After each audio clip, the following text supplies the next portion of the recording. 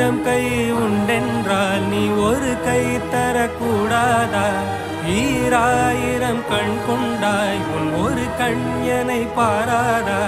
உன்னில் சரணடைந்தேன் இனி நீ கதியே.